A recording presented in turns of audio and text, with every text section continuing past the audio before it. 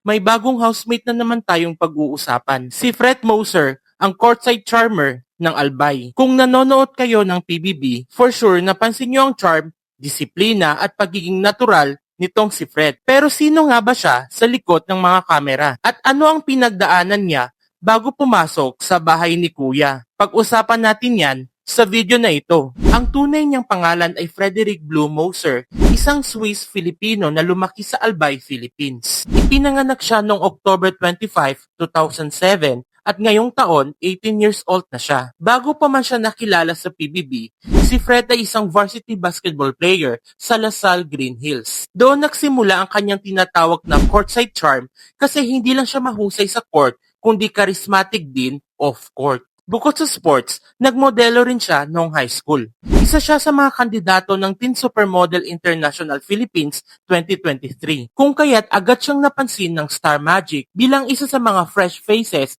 na may malaking potensyal sa showbiz. Ngayon, pumasok siya sa PBB. Ang moniker niya ay ang courtside charmer ng Albay. Isa sa mga moments niya sa loob ng bahay ay nung birthday celebration niya, which is first night nila sa loob ng bahay. Para makapag-celebrate sila, kailangan mo nang tapusin ng housemates ang task kung saan bumuo sila ng human chain mula living room hanggang garden. Bukod pa dyan, si Fred ay kinilala bilang isa sa mga most disciplined housemates kasama sina Heath, Caprice at Sofia. Ibig sabihin, isa siya sa mga pinagkakatiwalaan pagdating sa kalinisan at disiplina sa loob ng PBB House. Pero syempre, hindi mawawala ang challenge. Nitong first nomination, si Fred ay nominated for eviction kasama ang grupo niyang Rays of Sunshine. Ang journey ni Fred Moser ay isang magandang halimbawa ng batang may pangarap.